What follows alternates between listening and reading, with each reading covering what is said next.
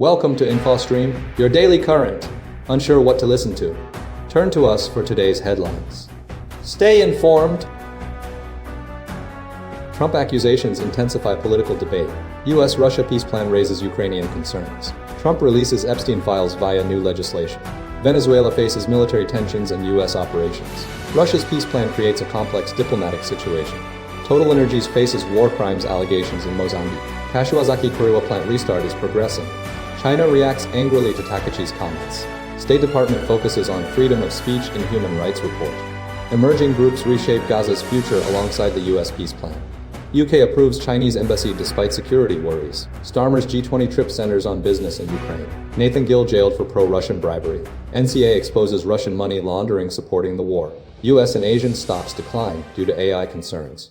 Trump accusations fuel political firestorm amidst U.S.-Saudi deal discussions. A series of escalating statements from former President Donald Trump regarding Democratic lawmakers urging service members to defy unlawful orders has ignited a significant political controversy, alongside ongoing discussions about a deepening strategic partnership between the United States and Saudi Arabia.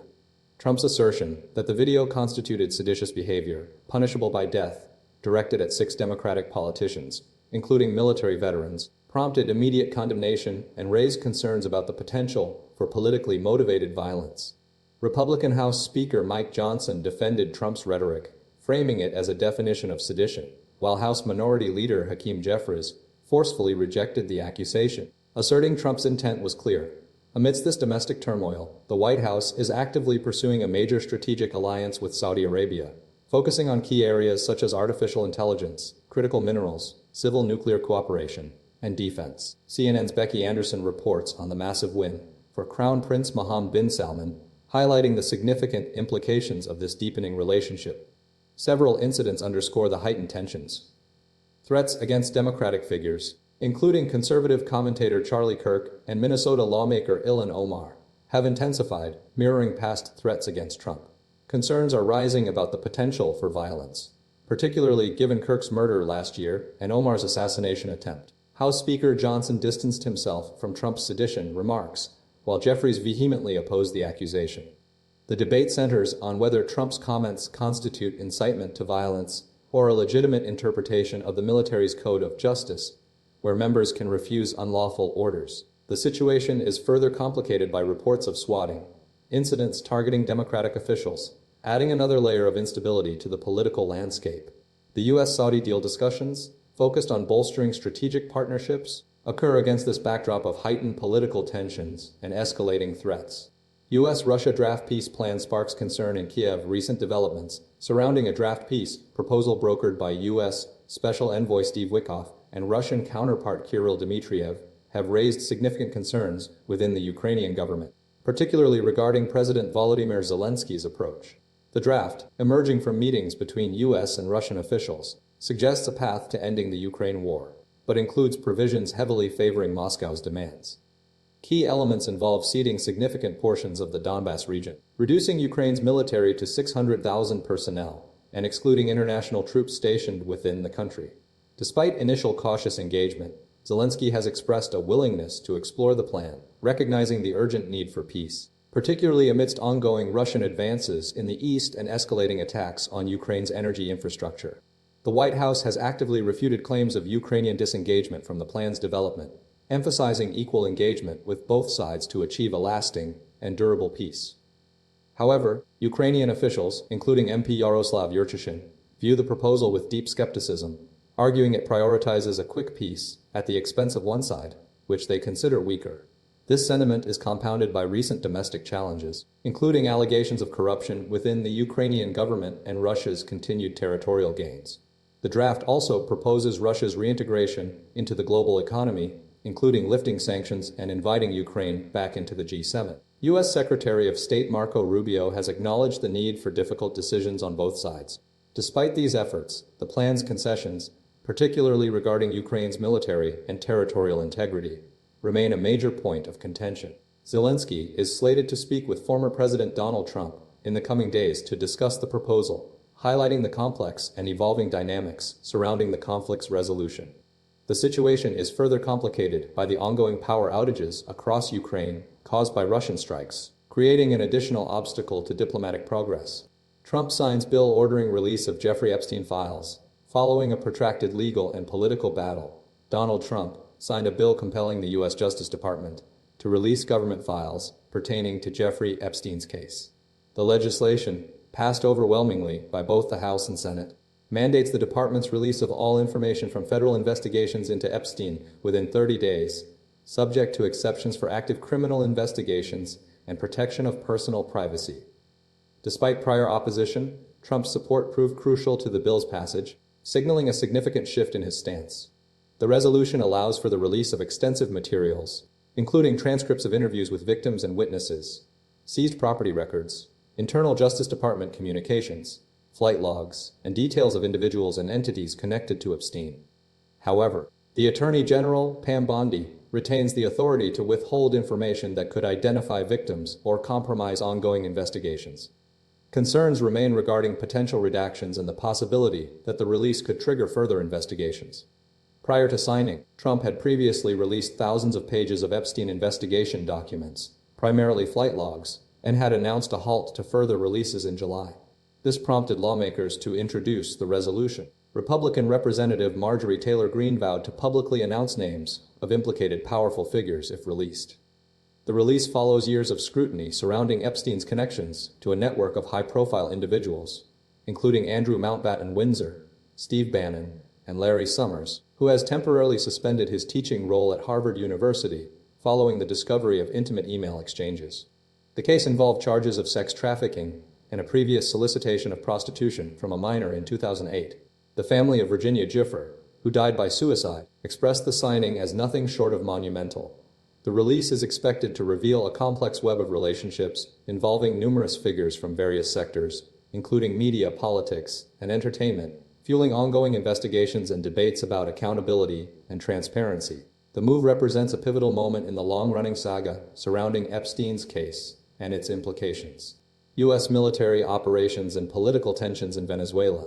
The United States has been conducting a sustained military campaign, dubbed Operation Southern Spear, targeting alleged drug trafficking vessels in the Caribbean and Eastern Pacific waters since early September.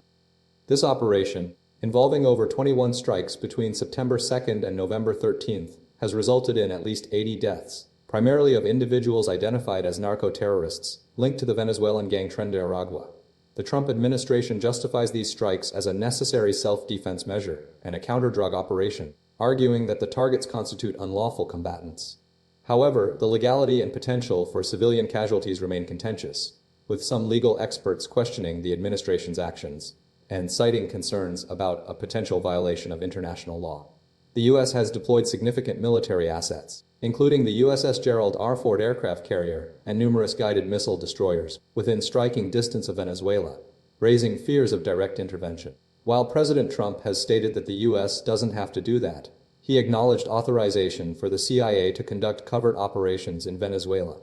This buildup underscores the heightened tensions and the potential for escalation.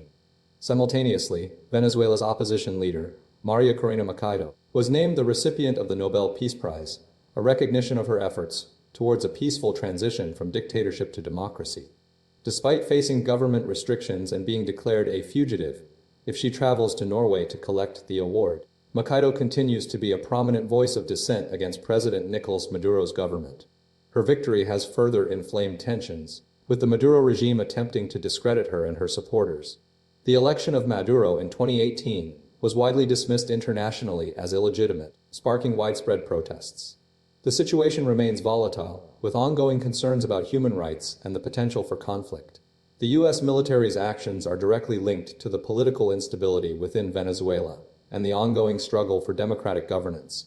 Russia's peace plan, a complex diplomatic landscape. Recent news highlights a stalled U.S. peace proposal for Ukraine, spearheaded by a draft plan involving territorial concessions from Ukraine, a reduction in its military size, and a cessation of NATO membership aspirations. Russia has yet to receive any official communication regarding this plan, with Kremlin spokesperson Dmitry Peskov stating they've seen some new elements. But officially we haven't received anything. The plan emerged following discussions between U.S. Special Envoy Steve Witkoff and Russian counterpart Kirill Dmitriev, facilitated by Rustem Umerov, a senior Ukrainian administration member who made modifications to the proposal. Kirill Dmitriev, a key figure in Russia's diplomatic efforts, is a former student in the US and now head of the Russian Direct Investment Fund. He's considered a Putin propagandist by some, particularly US Treasury Secretary Scott Bessent, due to his role in suggesting the plan would impact US fuel prices. Dmitriev's approach contrasts with the perceived lack of understanding displayed during the Biden administration. He has cultivated a close working relationship with Steve Witkoff, initially meeting in Miami and later playing a role in securing the release of an American teacher from Russian custody. Despite his efforts, the plan remains contentious, with Ukrainian officials wary of its implications for national sovereignty. Umarov's acceptance of the core elements of the plan reflects a calculated strategy to secure a diplomatic resolution, albeit one that raises significant concerns within Ukraine. Dmitriev's background is complex, encompassing his upbringing in Ukraine, pro-democracy protests as a teenager, and a history of involvement in US-Russia investment initiatives. His personal network, including his wife and connections to Putin's daughter, further complicates his role in the ongoing negotiations. Dmitriev's past criticisms of Ukraine's political instability and warnings about a potential economic holodomor underscore his long-standing views on the conflict's origins. The situation remains fluid, with ongoing discussions focused on achieving a dignified peace, acceptable to all parties. TotalEnergies faces war crimes allegations in Mozambique Massacre. A French energy giant, TotalEnergies, is embroiled in a controversy surrounding allegations of war crimes related to a 2021 massacre near its multi-billion-dollar international gas project in northern Mozambique. The European Center for Constitutional and Human Rights, ECCHR, filed a complaint with French prosecutors, accusing TotalEnergies of complicity in crimes including torture and execution by Mozambican security forces. The incident occurred at the Afungi Peninsula gas refinery development, a significant foreign investment project in Africa. The allegations center on the actions of Mozambican forces guarding the facility during a period of conflict with violent Islamist militants linked to ISIS, who were operating in Cabo Delgado province.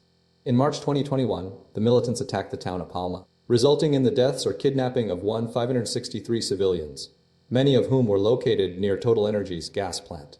Following the attack, a reprisal massacre occurred at the entrance to Total's compound, where locals seeking assistance were detained in shipping containers. While TotalEnergies has consistently denied responsibility for the actions of government troops and security forces, the ECCHR argues that companies operating in conflict zones bear a responsibility to prevent or address such crimes. The investigative journalist, Alex Perry, initially documented the Palma death toll and the subsequent massacre, describing it as the bloodiest disaster in oil and gas history. Perry estimates the number of victims to be potentially double the officially identified 97.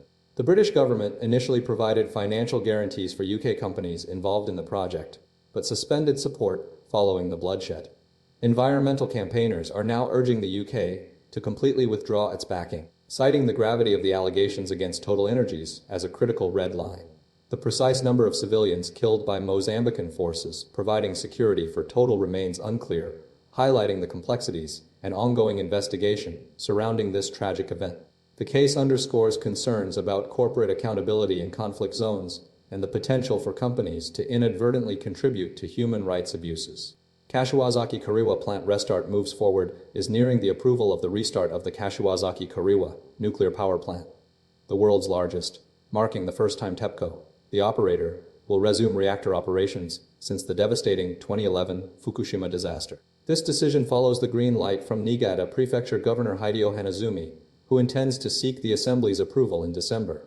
The initial phase involves the partial restart of reactors No. 6 and No. 7, a crucial step in TEPCO's business reconstruction plan following the Fukushima meltdown. The 2011 disaster, triggered by a 9.0 magnitude earthquake and subsequent tsunami, led to widespread radiation leaks and the evacuation of approximately 150,000 residents. As a direct consequence, Japan mandated the shutdown of all nuclear power plants. Since then, 14 reactors have been successfully brought back online. However, TEPCO faces significant financial burdens, including trillions of yen in damages payouts and ongoing decommissioning costs. Public opinion within Niigata Prefecture remains divided. A recent survey indicated 50% of residents supported the plant's restart, while 47% expressed opposition. Furthermore, nearly 70% of the prefecture's population voiced concerns regarding TEPCO's operational capabilities. The impending restart reflects a broader trend within Japan, a desire to bolster the nation's energy independence and achieve its ambitious net zero carbon emissions goals. This move signifies a strategic shift towards increased reliance on atomic energy. Despite the lingering anxieties surrounding nuclear safety and the historical impact of the Fukushima crisis, the approval process highlights the complex interplay between energy policy, public sentiment, and the ongoing need for robust safety protocols within Japan's nuclear industry. China's fury over Takaichi's comments, a strategic showdown. The escalating tensions between China and Japan stem primarily from Japanese leader Sani Takaichi's recent comments suggesting a military response if China were to forcibly take control of Taiwan.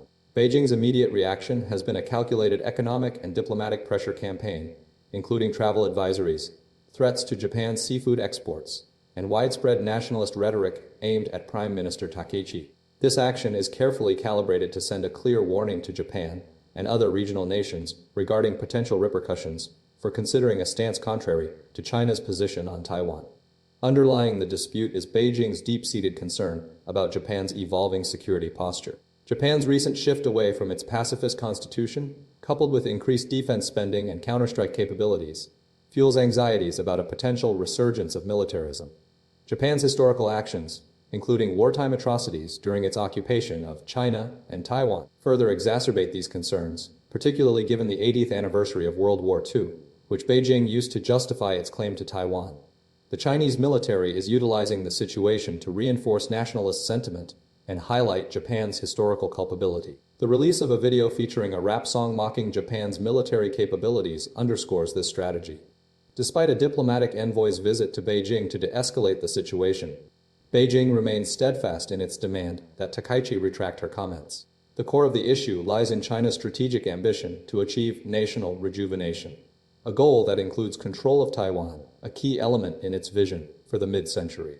Takaichi's remarks, according to Chinese analysts, represent the wrong person, talking about the wrong thing, at the wrong time. The situation is further complicated by Japan's increased defense spending and efforts to bolster its military capabilities, actions that Beijing views as a direct challenge to its rising power. The exchange highlights a fundamental disagreement over security in the Asia-Pacific region and the potential for a protracted strategic rivalry. State Department prioritizes freedom of speech in upcoming human rights report. The U.S. State Department is shifting its focus in the upcoming annual country reports on human rights practices, with a particular emphasis on freedom of speech, primarily targeting European governments under the Trump administration's direction. This strategic change reflects a broader trend, institutionalized by the August report, which identified significant human rights issues, specifically concerning freedom of expression. In nations like the United Kingdom, France, and Germany, the State Department has instructed all embassies and consulates to proactively gather data and engage with local populations to inform the report's content. The report's aim is to reflect current realities within countries, prioritizing concerns regarding speech restrictions. Notably, Western Europe is being scrutinized due to perceived backsliding in the protection of free expression. This includes concerns about regulations like the Digital Services Act within the European Union, which imposes restrictions on online speech by big tech platforms. Senior State Department officials are actively encouraging diplomats to conduct fieldwork and engage in direct conversations to collect comprehensive data. The report intends to serve as a tool for influencing government behavior, specifically addressing instances where European nations are curtailing freedom of speech. The administration, including Vice President J.D. Vance, has already criticized European governments over these alleged restrictions, while simultaneously revoking visas for individuals making anti-Semitic statements or comments related to the death of Charlie Kirk. The focus is on ensuring all groups and individuals have the right to speak freely, both online and offline. The report is moving away from analyzing human rights issues through the lens of group identities and instead emphasizes individual freedom, regardless of affiliation. The State Department is actively promoting the concept of protecting individuals from persecution based on their personal circumstances. Recent reports have already been altered, removing specific sections detailing abuses based on sexual orientation, violence against women, and systemic racial or ethnic violence. The intention is to use the report to initiate dialogue and encourage positive changes within targeted governments.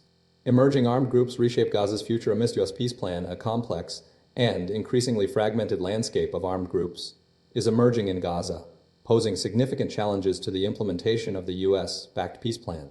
Multiple militia organizations, some backed by Israel and others operating independently, are actively challenging Hamas's control, creating a volatile situation with unclear implications for Gaza's future governance. These groups, including the popular forces led by Yasser Abu Shabab, the counter-terrorism strike force under Hassam al-Astal, and the People's Army Northern Forces commanded by Ashraf al-Mansi, are gaining influence, particularly amongst disillusioned Gazans. The U.S. peace plan envisions a stabilization force and a new Palestinian police force, but these groups are not officially included, creating a power vacuum and fueling uncertainty. Israel's secret support for these militias, acknowledged by Prime Minister Benjamin Netanyahu, is driven by a desire to reduce IDF casualties and is viewed as a strategic move. However, this backing raises concerns about potential instability and a reliance on groups with questionable backgrounds, including links to the Islamic State group. Several militia members like Montaser Masoud have joined groups led by Hassam al-Astal, crossing into Gaza from Israeli-controlled territory to avoid Hamas.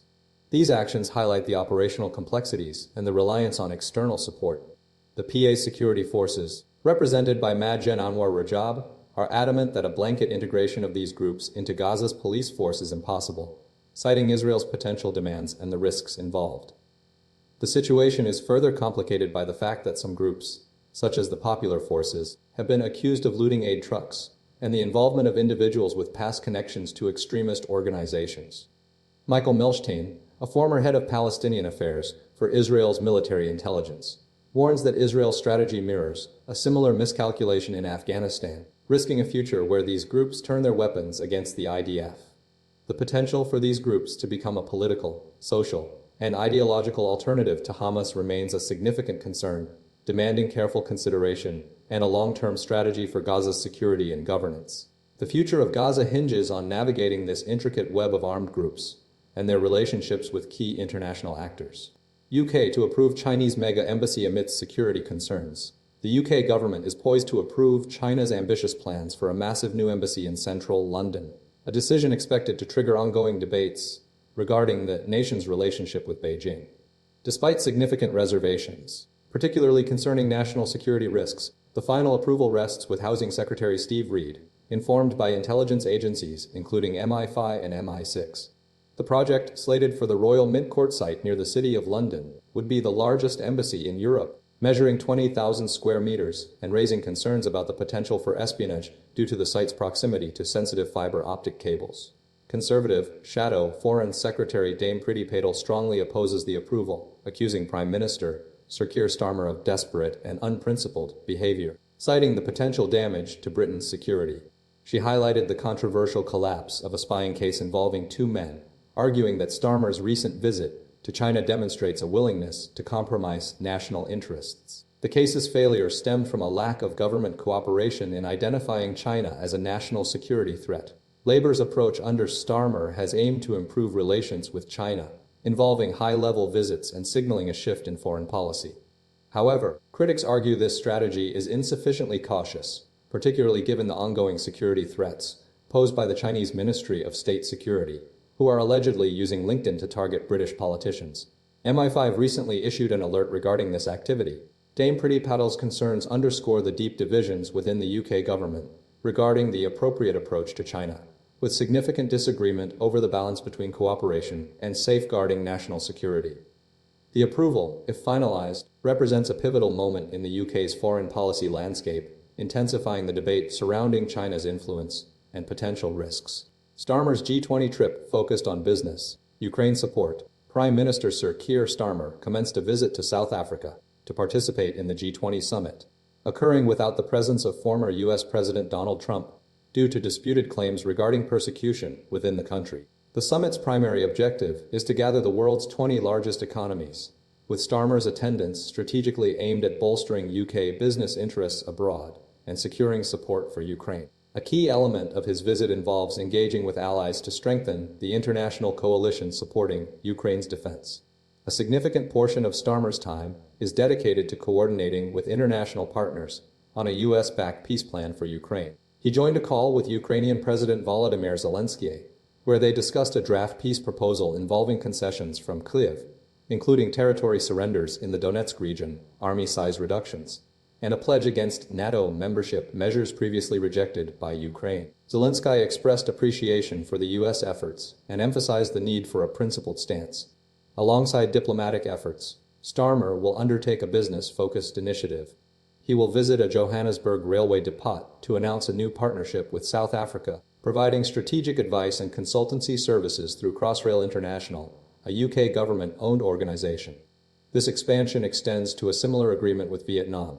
Downing Street highlights Africa's potential as a significant future market, citing its youthful population and projected growth. Starmer stated his focus will be on securing deals and investment from G20 partners to address the UK's cost of living crisis and generate secure jobs. The trip underscores a broader strategy of leveraging international relationships to benefit the UK economy. The ongoing discussions regarding the Ukraine peace plan remain central to the summit's agenda, with potential compromises and the safeguarding of Ukraine's sovereignty at the forefront of negotiations. Nathan Gill, former Reform politician jailed for pro-Russian bribes. Nathan Gill, a former ME for Nigel Farage's Brexit party, was sentenced to 10.5 years in prison after admitting to accepting bribes from an alleged pawn of Russia's security agency. The investigation, spearheaded by counter-terrorism officers, revealed Gill's involvement in a pro-Russian influence campaign within the European Parliament between 2018 and 2019. He was paid to organize meetings with Viktor Medvedchuk, a Ukrainian oligarch with close ties to Putin, and to provide supportive statements about the pro-Russian TV channels, 100 Ukraine and News One. Gill's activities were facilitated by Oleg Voloshin, a former member of Ukraine's parliament and a key figure in the operation. WhatsApp messages between the two revealed the details of the bribery scheme, with codewords like Xmas gifts and postcards used to refer to the cash payments. The investigation uncovered a network orchestrated by Voloshin, aiming to protect the TV channels from closure, a move that threatened to undermine Ukrainian government efforts. Prosecutors presented evidence that Gill's actions directly undermined Ukraine's sovereignty and security. The scheme involved arranging meetings with Medvedchuk, broadcasting, which was monitored by Kremlin-controlled TV, and influencing MEPs to defend the channels. The investigation highlighted the extent of Russian interference in European politics. Farage, Gill's former party leader, expressed stunned dismay, condemning Gill's actions and stating he had no knowledge of the scheme. Voloshin, who was connected to several MEPs, including those from the Brexit party, was sanctioned by the US government for his role in undermining Ukraine's government. The case underscored the ongoing threat of Russian influence campaigns and the importance of vigilance in safeguarding democratic institutions. Lord Beamish, chairman of the Parliamentary Intelligence and Security Committee, stated that the Gill case was not unusual and that similar incidents have occurred across Europe. The investigation was ultimately a success for UK counter-terrorism efforts, demonstrating the ability to disrupt foreign interference and protect national security. The NCA uncovers Russian-linked money laundering network funding the war machine. The National Crime Agency, NCA, has revealed a sophisticated money laundering network directly supporting Russia's war effort in Ukraine, originating from activities within the UK. The operation, dubbed Operation Destabilize, exposes a complex ecosystem facilitated by TGR and SMART, two networks involved in processing cash for drug gangs, firearms suppliers, and people smugglers. At the heart of the investigation is George Rossi's TGR, who purchased a 75% stake in Karamet Bank in Kyrgyzstan through his company Altair Holding SA, effectively allowing payments to Russia's state-owned bank, Pромsvizbank, PSB, designated as a sanctions evasion hub by the U.S. Treasury. Karamet Bank was facilitating payments for Russia's military-industrial base, including weapons factories. The NCA's Sal Melki emphasized the direct connection between seemingly innocuous activities, such as buying cocaine on a Friday night, and the devastating geopolitical consequences. The network's reach extends to espionage, with Ekaterina Zhidanova's smart network providing financial services to a spy ring led by Orlan Rusev. Zhidanova is currently in custody in France. The investigation revealed the scale of the operation, with billions of pounds of criminal wealth being laundered through cash-rich businesses and hidden in stash houses. Former Hibernian footballer James Keatings and other individuals, including those linked to the Irish Kinahan drugs cartel, were also implicated. Two men, Valery Popovich and Vitaly Lutzak, were buying vehicles in the UK to sell for cryptocurrency, laundering approximately for $6.63 million between August 2022 and June 2023. To facilitate the movement of illicit funds, the NCA has been targeting couriers who earn a commission of 0.5% on transactions.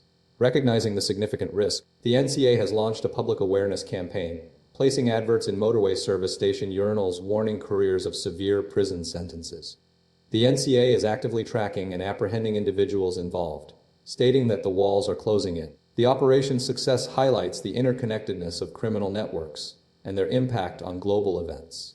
US and Asia stocks slide amid AI jitters. Global stock markets experienced a significant downturn on Thursday, with both US and Asian indices resuming their downward trend following a brief rally.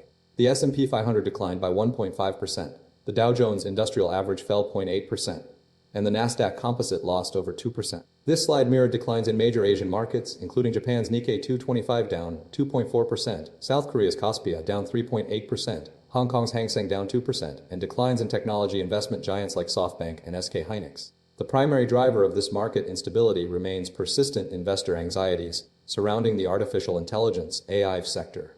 Despite strong sales figures from Nvidia, the world's largest retailer Walmart, and better than expected hiring data, these positive developments failed to alleviate concerns.